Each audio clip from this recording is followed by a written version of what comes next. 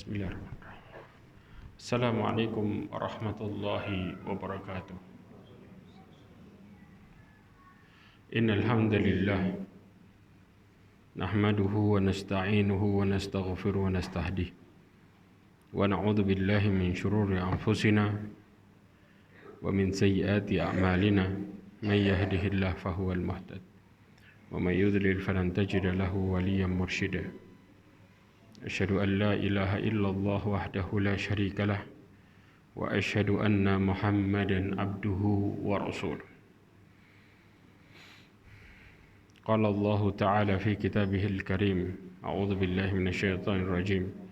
Ya ayyuhalladzina amanu taqullaha wa qulu qawlan sadida yuslih lakum a'malakum wa yaghfir lakum dhunubakum wa may yuti'illaha wa rasulahu faqad faza fawzan 'aziman.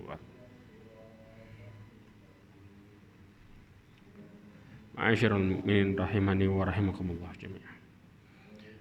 Kita lanjutkan pembahasan kita lagi ya tentang penjelasan Imam Ibnu Qayyim Al-Jauzi dalam kitab Da'wah Dawa tentang bagaimana ya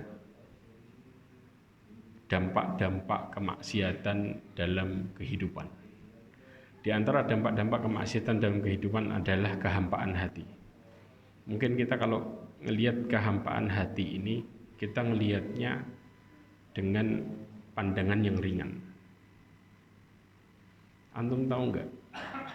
Allah Subhanahu wa taala ciptakan neraka dan dimasukkan manusia ke dalamnya karena masalah ini.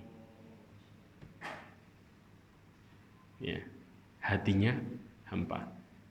Dan bahkan perkara kebenaran yang kita tahu dan sulitnya kita untuk praktek dengan kebenaran itu karena ini. Kita tahu dan sadar bahwa hal itu merupakan sebuah kebenaran, tapi kita masih susah buat ngelakuin dan bahkan jauh dari hal ini karena perkara ini, hampa hati. Makanya kehampaan hati ini bukan perkara yang remeh. Dari hampanya seseorang hatinya tadi menjadikan semuanya hancur. Bahkan yang harusnya dia hidup mudah dan bahagia berubah 180 derajat jadi kacau dan sengsara. Semua karena apa? Hatinya hampa. Jadi ketika seseorang hampa hatinya, dia melihat di depannya sebuah jalan, tapi dia nggak bisa menuju ke jalan itu. Dia melihat di depannya sebuah solusi hidup yang jelas dan nyata, kalau dia ngelakuin itu pasti enak. Tapi dia tidak bisa menggapai itu. Dengan berbagai macam penghalang yang ujung-ujungnya semuanya balik kepada penyakit ini, hampa hati. Ya, makanya sering kita mengatakan kenapa sih banyak orang yang kemudian masih melakukan kemaksiatan padahal mereka tahu bahwa maksiat itu nggak enak. Karena ini alasannya. Kalau orang sudah hatinya hampa, ya, apapun yang dia tahu dari perkara yang hak, mereka akan jauh dari yang hak. Apapun dari perkara yang membuat mereka mengatakan hidup bahagia, mereka akan jauh dari hidup bahagia yang sebenarnya. Nah, hampa hati ini bukan tanpa alasan. Alasannya jelas, kita jauh dari Allah Azza wa Jalla. Makanya kadang-kadang sering mengatakan, masa ada manusia yang gak punya perasaan? Perasaannya hancur dan hilang, ya karena ini penyakitnya. Kenapa manusia tega, durhaka dan bunuh ibunya sendiri? Mereka bisa menjadi orang yang tega karena ini. Ya. Makanya perkataan Ibnu Qayyim Al-Jauzi ini merupakan sebuah jawaban dari pertanyaan kita selama ini tentang kenapa banyak manusia yang dia tahu kebenaran, bahkan mereka bisa mengatakan dengan dalil sekalipun, namun mereka tidak bisa praktek. Ya karena ini. Dikatakan wahsyah yajiduhal asi. Tahu istilahnya wahsyah? Wahsyah ini kehampaan hati. Ya. Didapati ya oleh pelaku kemaksiatan fi qalbihi bainahu wa bainallah. Yang lebih kita perlu pahami adalah yang tahu perasaan hampa hati ini cuma dirinya sama Allah. Tok. Jadi perasaan ini muncul secara individual. Hanya setiap jiwa yang dia bakal merasakan, setiap jiwa yang masuk dalam ini. Jadi orang lain tahu nggak kalau ini hampa hatinya? Jawabannya enggak. Orang yang hampa hati, kadang-kadang kita nggak bisa nilai dari dohirnya. Dohirnya dia bisa sholat, tapi kalau hatinya hampa, sholatnya cuma sekedar penggugur aja. Maka antara dia ibadah dengan tidaknya sama. Nah, kadang-kadang kita mengatakan, kenapa orang ya Allah fulan tuh sudah luar biasa, faham tentang perkara halal haram. Mereka faham juga beserta dalilnya, tapi kenapa akhlaknya seperti itu? Jawabannya, orang ini tahu punya senjata tapi nggak bisa pakai karena hatinya hampa. Ya, ini yang luar biasa penyakit yang tidak bisa dideteksi oleh orang-orang sekitarnya. Hanya dia sama Allah aja yang tahu, yang merasakan secara langsung. Ya, makanya la tuwazinuha wala tuqarinuha laddata aslan walau ijtama'at lahu laddatan dunya bi asriha lam tahfi bitilkal wahsyah. Sampai dikatakan apa? Sama sekali tidak dapat dibandingkan. Ya. Dengan apa? Kelezatan apapun. Ya. Meskipun seluruh kelezatan dunia kumpul sama dia, sampai apa? Tetap saja dia tidak akan pernah mampu menutupi rasa hampa hatinya. Orang kalau sudah kena penyakit hampa hati, walaupun dia punya dunia dan seisinya, tetap hidupnya akan hancur. Tidak bisa ditutupi dengan usahanya sendiri. Berarti cara baliknya gimana? Ya nutup penyebabnya, yaitu apa? Maksiatnya. Dan ini yang sering dipungkiri sama orang. Kenapa? Karena nggak kelihatan sama orang lain. Jadi yang bisa nyadarin siapa? Dirinya sendiri. Dan yang bisa ngingetin dia buat balik sama Allah siapa? Kesadaran dia sendiri. Jadi kalau selama sekitarnya ya tidak ngasih peringatan sama dia dan dia tidak mau tahu, nggak bakal tuh hilang penyakit. Dia akan terus seperti itu walaupun punya dunia dan seisinya. Dia akan menutupi kehancuran dirinya dengan sikap palsu. Anda tahu sikap palsu gimana? Orang ngomongnya saya bahagia, tapi aslinya hancur. Ini namanya apa? Bersikap palsu, nipu diri sendiri. Dia mengatakan saya ini dimudahin sama Allah. Buktinya apa? Saya punya segalanya. Padahal aslinya dia tidak bisa merasakan lezatnya. Makanya sampai dikatakan apa? Walaupun istilahnya kelezatan semua kumpul sama dia secara dohir, tapi tetap dia tidak bisa merasakan kelezatan itu satu-satu. Tidak ada yang bisa dirasain sama sekali. Antum kalau makan, kayak orang sakit gimana? Dikasih makanan paling enak, orang sekitarnya ngomong, ini zen luar biasa. Tapi dia rasanya apa? Semua rasanya tawar. Persis. Makanya disebut dengan hampa hatinya. Kalau kita masih bicara hampa lisan, masih enak. Paham ya? Fisik masih oke. Lidah aja bermasalah. Tapi kalau sudah hatinya hampa, semua kelezatan, apapun bentuknya, semua akan jadi biasa.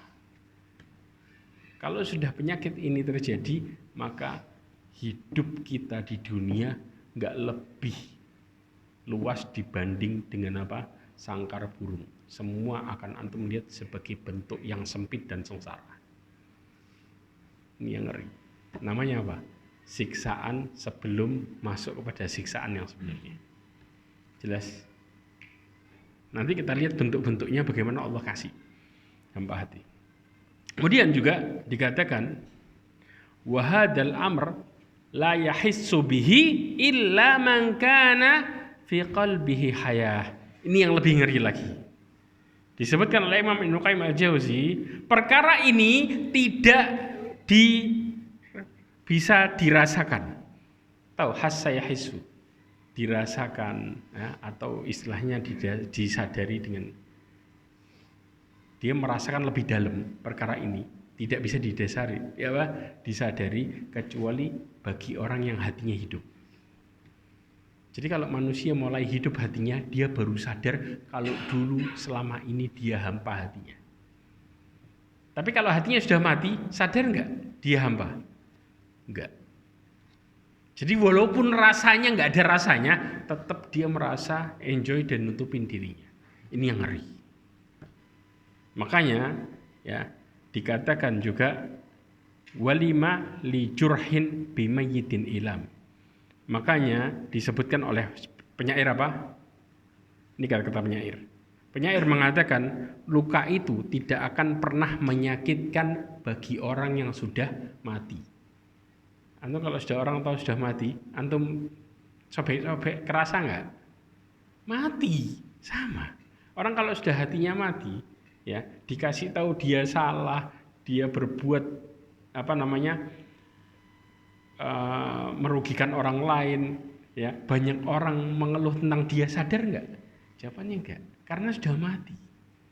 Hidupnya dia jauh dari kebahagiaan, dia jauh dari Allah, nggak sadar karena sudah mati. Ini yang bahaya. Makanya orang kalau sudah mulai hatinya hidup, Allah mulai kasih hidup hatinya, dia baru sadar. Makanya sering kita, ya, ketika kita mulai menikmati nikmatnya ibadah, yang pertama kali kita ingat apa? Apa? Dosa. Jadi orang mulai balik sama Allah, yang pertama kali dia ingat adalah dosa. Karena dia tahu dari situ buat hidupnya dulu hancur. Jadi orang mulai sadar hatinya hampa, ya, ketika Allah mulai kasih hidup hatinya. Dimulai dikasih hidup. Tapi kalau sudah mati jangan diharapin. Jelas? Kemudian balik lagi. Walau lam tutrak ad-dunub illa hadaran min wuqu'i tilkal wahsyah. Sampai kemudian dikatakan apa? Seandainya dosa itu tidak ditinggalkan, ya, melainkan untuk menghindari kehampaan, istilahnya gitu. Ya. Lakanal akil hariyan bitarkiha. Maka kemudian orang-orang yang berakal itu pasti akan apa? Berusaha untuk ninggalin. Jadi istilah kita, ya, menjauhi kemaksiatan, ya, dan berusaha menyadarkan hati itu untuk menjadikan hati ini tetap hidup. Kalau kita mulai dekat maksiat, antum tahu nggak? Penyakit, ya. Orang kalau sudah sakit badannya, cara untuk menyelesaikan penyakitnya pakai apa?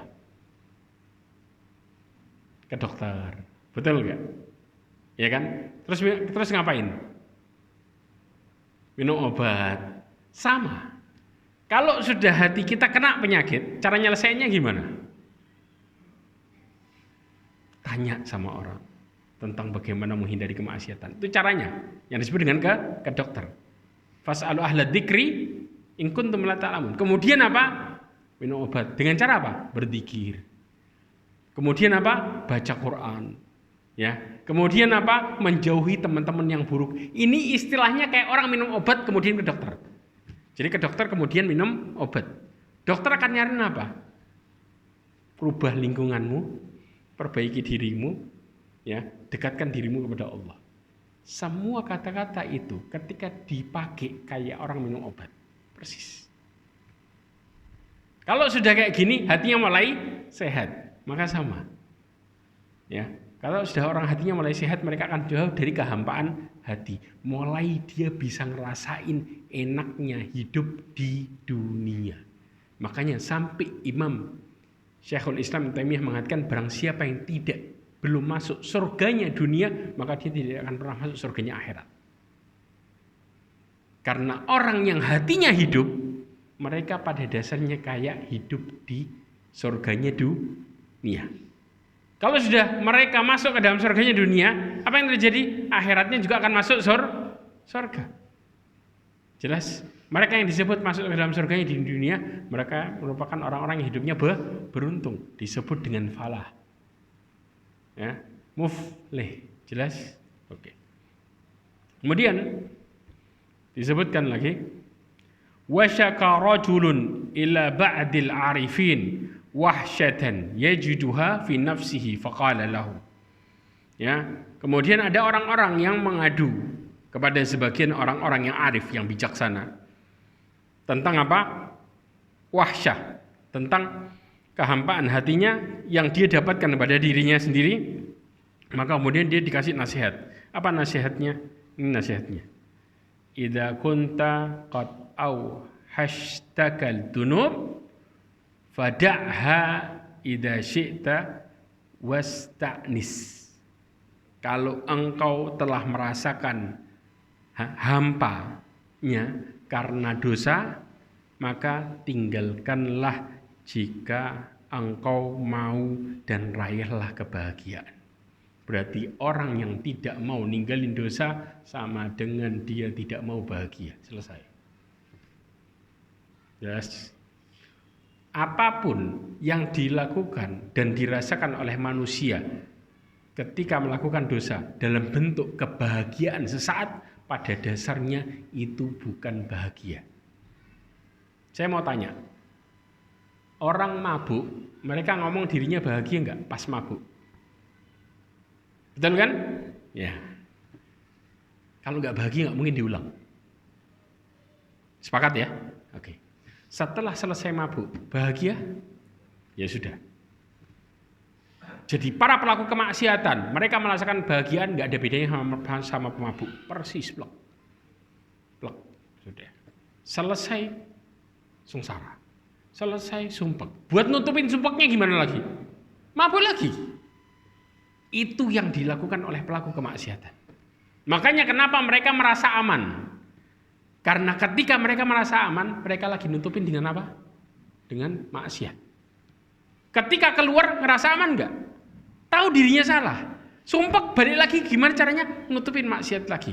Jadi maksiat tutup maksiat, ini penyakitnya. Makanya Allah mengatakan apa? Fi qulubihim marad fazadahumullahu marad. Allah tambahin penyakitnya. Dengan cara apa? Allah takdirkan dia, kata Imam Syekh Abdul Rahman bin Nasir As-Sa'di, hukuman kemaksiatan adalah kemaksiatan berikutnya. Karena dia buat nutupin dosanya, buat nyenengin dirinya, sesaat balik lagi maksiat lagi. Sama para pelaku, ya, peminum, ya, pelaku kemaksiatan itu sama ritmenya, model hidupnya sama. Buat dia sumpah kebalik lagi, senang sesaat, ngelupain lagi dengan cara apa? Minum lagi. Makanya ya ikhwah, kita tahu di sekitar kita banyak perokok, betul nggak? Jangan jauh-jauh. Kenapa orang kalau ngerokok lagi kencang, ya apa yang terjadi kira-kira? Kenapa dikenceng rokoknya? Stres. Persis. Jadi kalau kita bicara pelaku kemaksiatan, mereka melakukan kemaksiatan buat pelarian. Ya, perokok, mereka merokok buat apa? Pelarian.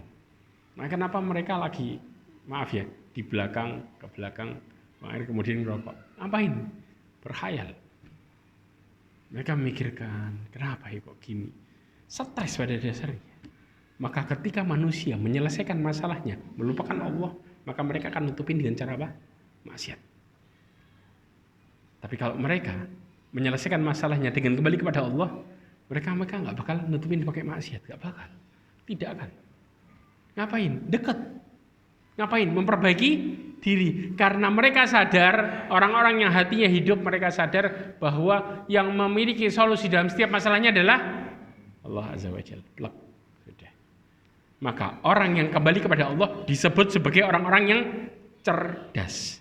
Maka orang yang tanya tentang masalah hampanya hati, ya mereka pada dasarnya kayak pergi kemana? Ke dokter.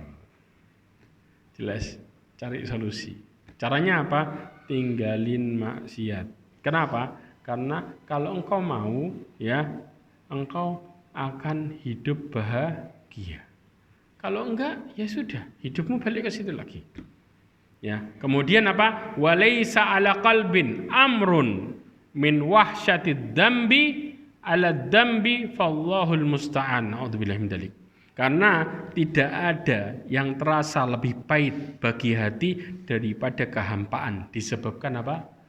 Maksiat. Jelas? Oke.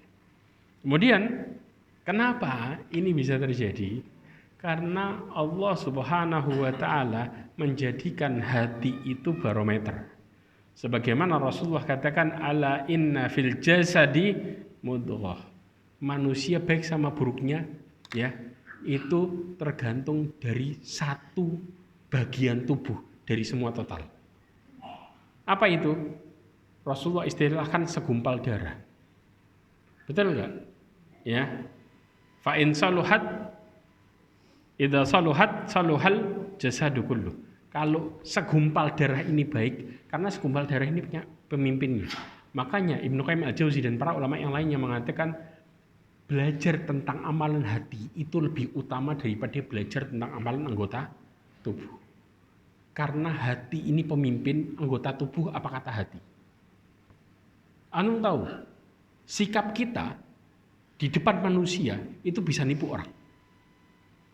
Dengan mengatakan kita bisa melakukan yang terbaik sampai orang melihat kita sebagai apa? Orang soleh. Tapi hati kita gak bakal bisa menipu Allah. Dan yang Allah hukum dan yang Allah kasih dampak baik dan buruknya gara-gara anggota tubuh atau hati. Persis, selesai. Makanya jangan pernah kita mengatakan, ya Allah, saya ini kurang baik apa? Orang nilai saya baik. Tanya sama hati kita sendiri. Ya, makanya sering kadang-kadang saya sudah berbuat baik sana ke sini. Pertanyaannya, sudahkah kita melakukan semua itu karena Allah? Kalau kita belum melakukannya karena Allah, walaupun kita sudah melakukan kebaikan seluruh dunia, kita bisa disebut baik enggak? Enggak. Paham ya? Karena yang bicara jujur hanya hati kita. Orang-orang munafik itu, ya, sahabat tahu nggak kalau dia munafik? Ada yang tahu nggak? Sahabat nggak ngerti. Sampai Rasulullah ngomongin orang-orang munafik cuman sama satu orang sahabat, Hudzaifah bin Yaman. Cerita tentang siapa munafik, nggak ada yang tahu sama sekali. Kecuali yang jelas terang-terangan nifaknya. Kayak Abdullah ibn Ubay ibn Salul itu jelas-jelas terang-terangan. Yang lainnya dengan sifat munafiknya tidak ada yang tahu. Sampai para sahabat mengira dirinya juga masuk ke dalam munafik. Dan munafik ini ya ikhwah ada dua jenis. Jangan salah. Ada nifak i'tiqadi, ada nifak amali. Ya. Allah mengatakan innal munafiqina fid darkil asfali minan nar. Itu nifak apa? I'tiqad. Nifak itu ada yang besar, ada yang kecil. Ada nifak yang mengeluarkan seseorang dari agama. Jadi posisinya mereka kayak orang kafir. Yang disebut dengan apa? Nifak i'tiqad. Yaitu menyembunyikan kekafiran, menampakkan keislaman. Ini yang disebut dengan nifak keyakinan. Dan itu yang Allah sebutkan sesungguhnya orang munafik itu di keraknya neraka. Jelas. Dan munafik yang terjadi di zaman Rasulullah adalah i'tiqad. Ada yang disebut dengan nifak amali. Ya, nifak amali adalah nifak amal, menyembunyikan keburukan, menampakkan kebaikan. Makanya dikatakan ayatul munafiki salas. Ciri-ciri orang munafik 3. Apabila dia berkata berdusta. Paham ya? Di antaranya. Nah, ini yang tidak mengeluarkan seseorang dari Islam. Ya, ini disebut dengan nifak kecil. Ya, nah nifak-nifak yang seperti inilah ya yang menampakkan seseorang tentang kebaikan dirinya, makanya nggak kelihatan. I'tiqad juga sama, nggak kelihatan. Tapi yang menjadikan seseorang itu dinilai adalah hatinya, makanya Allah yang lihat hatinya. Jelas?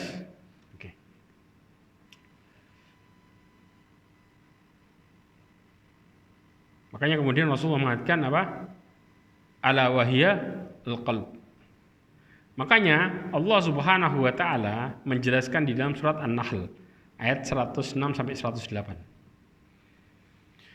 Perhatikan baik-baik ayat ini. Ya, sekarang pertanyaannya nih. Lisan kita mengatakan kata-kata kafir. Ya. Pasti kafir enggak? Pasti enggak? Ada penjelasannya. Ya. Tapi kalau hati kita kafir, lisan kita taat, bisa kafir nggak? Jelas. Paham di sini? Makanya kata Allah SWT, "Man kafara billahi min ba'di imanihi illa man ukriha wa qalbuhu mutmainnum bil iman." Ya, barang siapa yang kafir kepada Allah sesudah dia beriman. Maksud apa? Dalam artian di sini dia melakukan perbuatan kekafiran. Ada yang enggak kafir dia. Kecuali siapa? Kecuali orang-orang yang dipaksa buat melakukan perbuatan kafir sedangkan hatinya dipenuhi keimanan. Mereka dipaksa. Dan ini Allah kasih kesempatan di zaman Rasulullah SAW dan setelahnya. Kalau sebelumnya nggak diampuni. Sebelumnya nggak bisa. Tapi begitu ayat ini turun, maka Allah SWT menjelaskan ngasih rukhsah. Orang kalau perbuatannya kafir karena terpaksa. Kalau enggak mereka dibunuh. Sedangkan hatinya beriman, maka tetap pada hatinya. Jelas? Karena dipaksa. Tahu dipaksa enggak? Dia di bawah tekanan. Kalau enggak engkau akan mati. Terjadi enggak? Terjadi pada sahabat. Keluarganya Yasir. Ya, Yasirnya ya, itu diperbuat seperti itu. Kenapa? Bapak ibunya dibunuh. Ya. Siapa? Ammar ya? Ammarnya diperbuat seperti itu. Sedangkan bapaknya Yasir dan ibunya, bahkan ibunya adalah wanita yang pertama kali mati syahid. Ditusuk kemaluannya sampai nembus ke mulutnya. Jadi satu badan itu sih. Ini yang terjadi ya ikhwah. Ya. Walakin man syaraha bil kufr. Nah, akan tapi apa? Orang-orang yang melapangkan dadanya untuk kekafiran, sadran fa'alaihim ghadabun minallah, maka mereka akan mendapatkan murkanya Allah Azza wa Jal. Walahum adabun azim, mereka akan mendapatkan apa? Adab yang pedih. Kalau orang lapang hatinya, jelas-jelas gak ada paksaan, kemudian mereka melakukan kekafiran, maka jelas ini merupakan sebuah kekafiran. Ma'asyarul mu'minin rahimani wa rahimakumullah. Nah, sekarang gini. Kita kalau mulai ya sadar dan jalan menuju Allah Subhanahu wa taala. Orang yang sadar tentang agama, tapi dia mengakhirkan urusannya sama Allah. Faham maksudnya mengakhirkan? Nunda. Kita disuruh ini, nanti dulu. Kita disuruh berbuat seperti ini. Saya belum mampu. Kira-kira apa yang terjadi? Allah bakal mengakhirkan semua urusannya di dunia. Dari mulai jalan kebahagiaannya diakhirkan, sampai kemudahan dunianya diakhirkan, kemudahan akhiratnya diakhirkan. Kebayang nundanya seseorang terhadap urusannya Allah, maka Allah akan tunda urusannya dia semua. Terjadi enggak? Terjadi. Ya. Allah Subhanahu wa taala menjelaskan di dalam beberapa hal. Yang pertama, dalam surat Al-Ahqaf ayat 19 Allah mengatakan walikullin darajatun mimma amilu waliwaffiyahum a'malahum wa hum la yudlamun. Dan bagi masing-masing manusia, ya mereka mendapatkan derajat menurut apa yang mereka kerjakan. Paham? Allah Subhanahu wa taala akan balas menurut apa yang mereka kerjakan. Makanya kenapa surga itu bertingkat-tingkat? Karena manusia dalam mendekatkan diri kepada Allah bertingkat-tingkat. Semakin kita nunda, semakin belakangan selesai. Amalan kita ke surga, tapi pertanyaannya seberapa cepat? Itu menunjukkan seberapa tinggi. Jelas di sini. Jadi nggak sama antara orang yang kemudian berusaha untuk bersegera sama orang yang dia punya kesempatan secara jelas nggak ada udzur dan lain sebagainya, tapi kemudian dia berusaha untuk apa? Meremehkan. Ya. Makanya ada ilustrasi apa? Kalau seandainya ada sayembara, barang siapa yang melakukan ini ya pagi hari ini sholat subuh ya maka mereka akan mendapatkan hadiah ya 1 buah sepeda. Istilah sepeda itu ya sampai buat apa? Bantuan sosial. Belum waktunya buka, belum waktunya dibagi, orang sudah nunggu belum kan? Karena mereka kelihatan. Jelas. Tapi ketika Allah menjanjikan lebih dari itu, yang jelas-jelas dengannya Allah mudahin hidup seseorang dan dikasih keberuntungan yang tidak bisa dinilai dengan apapun, kemudian orang masih banyak yang nunda. Kenapa? Karena hatinya hampa. Makanya manusia ini lebih mudah percaya sama yang dilihat daripada apa yang Allah janjikan. Jelas. Paham? Makanya mereka tertipu sama dunia. Ini yang terjadi. Makanya Allah SWT mengatakan wa anna laisa lil insani illa ma sa'a. Allah Subhanahu wa taala enggak akan pernah memberikan seorang kecuali apa? Yang diusahakannya sama dia. Jadi yang diusahakannya itu yang dia dapat. Wa anna sa'yahu saufa yura. Hasil usahanya dia akan dia lihat nanti. Tsumma yuzahul jazaa'al aufa, maka Allah akan balas dengan balasan yang sempurna. Sempurna. Sangat sempurna. Sampai Allah katakan paling sempurna. Al-aufa. Dan Allah balasnya di mana? Istilah ini Allah balas dunia akhirat. Ya. Tapi yang terjadi ya, ketika Allah balas dunia, siapa yang bisa ngerasain? Siapa yang bisa ngerasain?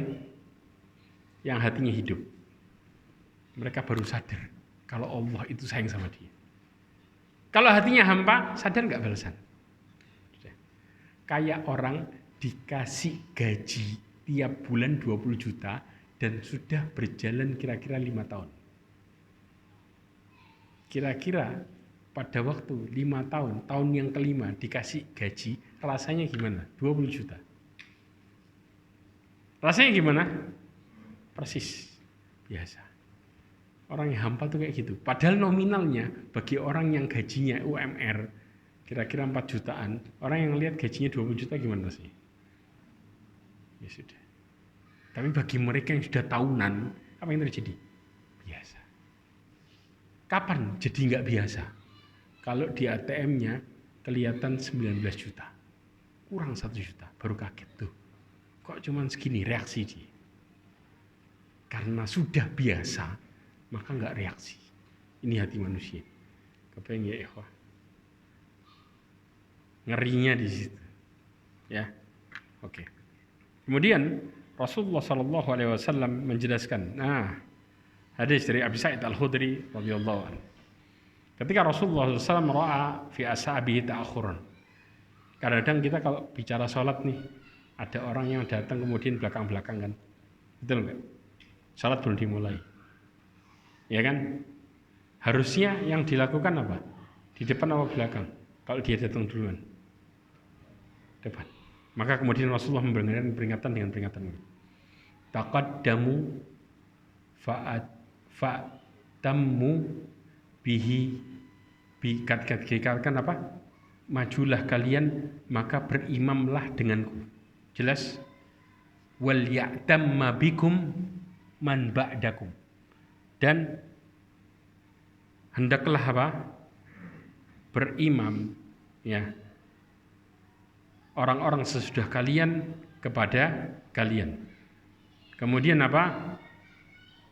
La yazalu qaumun yata'akhkharuna hatta yu'akhirahumullah. Dan seorang kaum, suatu kaum membiasakan diri melambat-lambatkan ya, terutama masalah soft dia mengakhir-akhirkan, maka Allah akan juga mengakhirkan apa? Masuk surganya. Dan juga diakhirkan dari apa? Keluar dari neraka.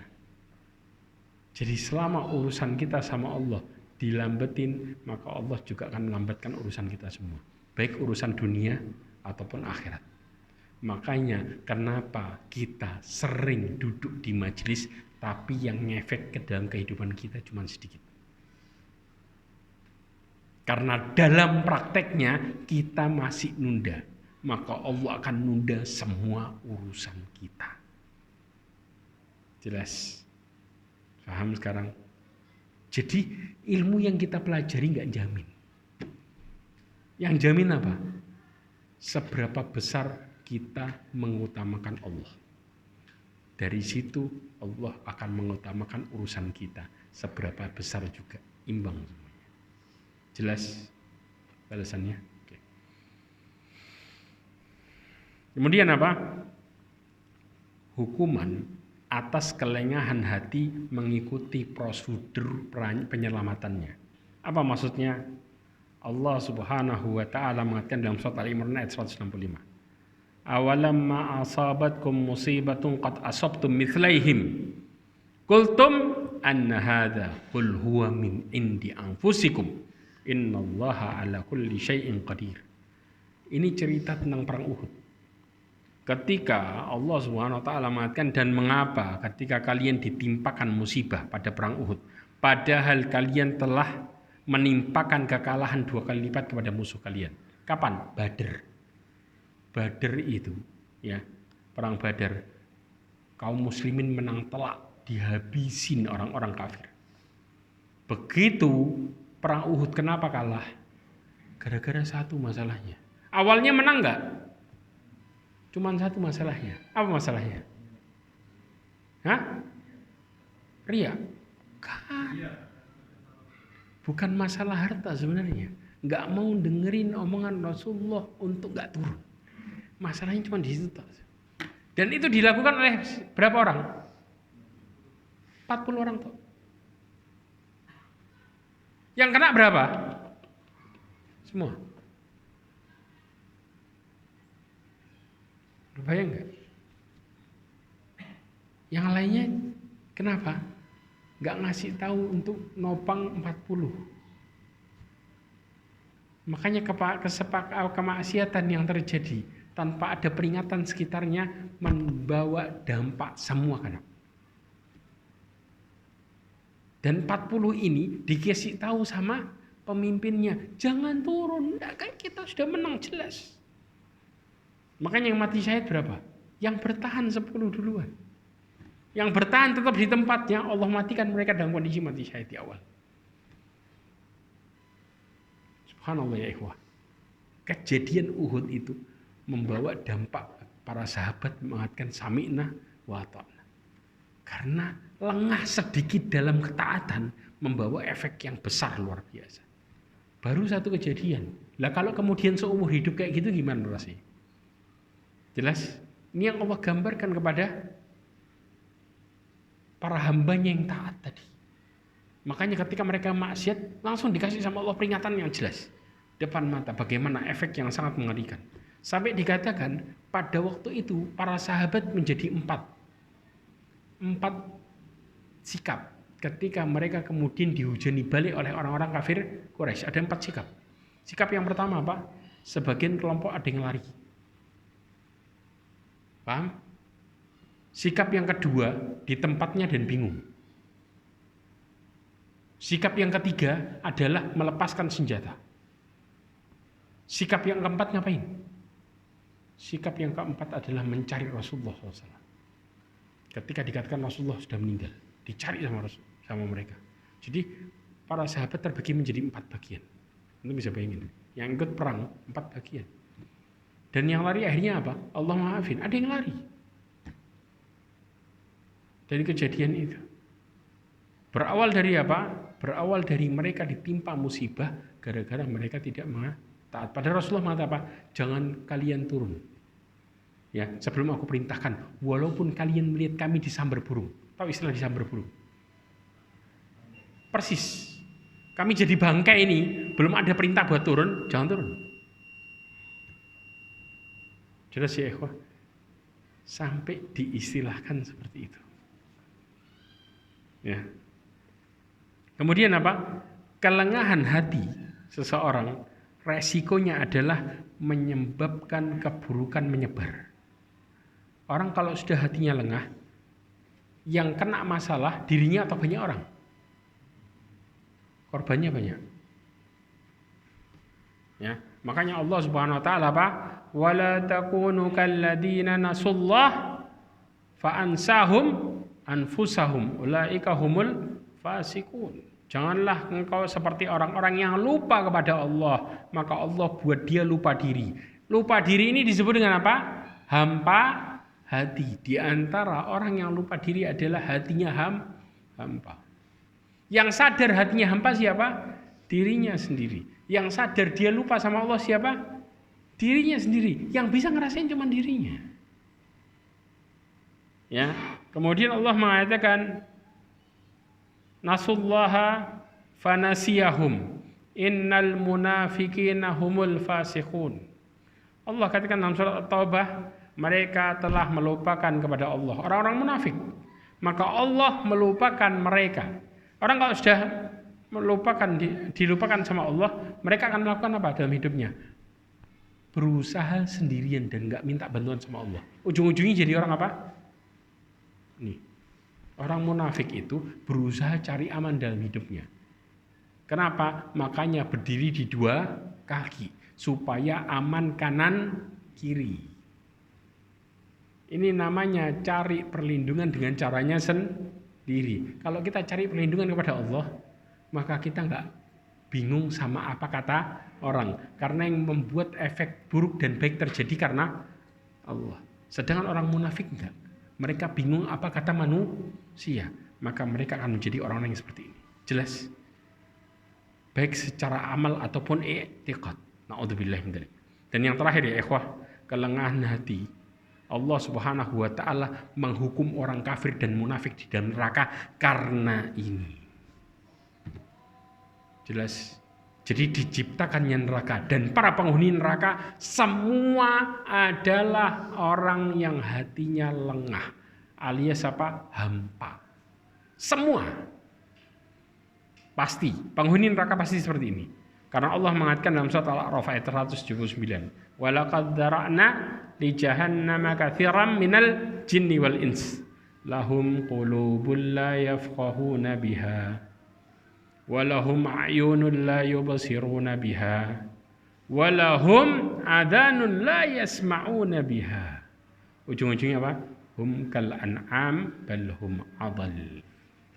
Ulaika humul ghafil. Allah katakan kami ya jadikan isi neraka jahanam kebanyakan dari jin dan manusia. Mereka punya hati enggak? Dipakai. Punya pendengaran? Dengerin enggak kebenaran? Dipakai. Orang yang hampa hati kan seperti itu. Jelas. Mereka tahu kebenaran semuanya, tapi dikerjain tidak. Maka Allah samakan mereka dengan apa? Binatang ternak. Binatang ternak hidupnya pakai aturan enggak? Enggak. Selesai. Pakai apa? Hawa nafsu. Bahkan Allah katakan balhum adol, lebih sesat lagi. Manusia kalau sudah hidup enggak pakai aturan lebih sadis daripada binatang. Apa yang tidak bisa dilakukan sama binatang bisa dilakukan sama manusia. Ada nggak binatang yang bunuh bapaknya sendiri? Habis lahir langsung ibunya dibunuh. Ada ketemu? Nggak ketemu tuh. Manusia bisa gitu? Bisa. Ada nggak binatang ya yang kemudian bunuh anaknya sendiri? Dalam artian anak yang dilindungi sama dia netes dibunuh. Ada? Manusia bisa gitu? Jahiliyah. Lahir tanam. Makanya Allah mengatakan apa? Balhum adul. Gara-gara apa? Hatinya hampa. Ini ngerinya. Makanya kenapa begitu kita melihat kehidupan dunia, kejam ya orang. Ya. Karena hampa hatinya. Kalau hatinya nggak hampa, nggak mungkin dia kejam. Dan bahkan nggak mungkin dia berat buat sholat. Karena Rasulullah SAW mengatakan salat yang paling berat sama atas orang munafik apa? Isya dan subuh. Kalau dia tahu keutamaannya, maka mereka akan mendatangi bahkan dengan merangkak habun. Kenapa? Kayak orang diumumin. Kalau besok subuh orang hadir, maka setiap yang hadir akan dapat apa? Dapat uang dan lain sebagainya. Orang sebelum subuh sudah datang. Ngapain? Nungguin, karena ada hadiahnya. Jangan jauh-jauh lah. Ya, habis kajian, biasanya ahad subuh ada makanannya. Rame nggak masjidnya? Padahal cuma makanan tok. Begitu makanannya nggak ada, rame nggak? Makanya masjid yang sering disorot adalah masjid yang apa? Memberikan makanan dan lain sebagainya. Masya Allah jamaahnya datang. Ya ikhwah, daya tarik sekecil itu bisa menjadikan orang begitu banyak. Karena mereka melihat bagaimana ketika Allah memberikan lebih daripada dunia dan seisinya. Jelas, tapi nggak kelihatan. Makanya jadi berat. Jelas. Sudah gitu. Mudah-mudahan ini jadi peringatan buat kita semuanya, ya. Dan mudah-mudahan Allah Subhanahu wa taala memberikan kita petunjuknya, menjauhkan kita dari kemunafikan serta menjauhkan kita dari kesyirikan dan menjauhkan kita dari penyakit hampa hati. Ya. Insya Allah pembahasan berikutnya ketika kemaksiatan menjadikan semua urusan kita susah. Bagaimana efek urusan ini jadi susah dan berantakan semuanya. Insya Allah kita akan bahas di pembahasan berikutnya. Wallahu a'lam bishawab. Ya, dan mudah-mudahan Allah tutup hidup kita semua dengan husnul khatimah. Subhanakallahumma bihamdika asyhadu an la ilaha illa anta astaghfiruka wa atubu ilaik. Wa akhiru da'wana alhamdulillah. Assalamualaikum warahmatullahi wabarakatuh.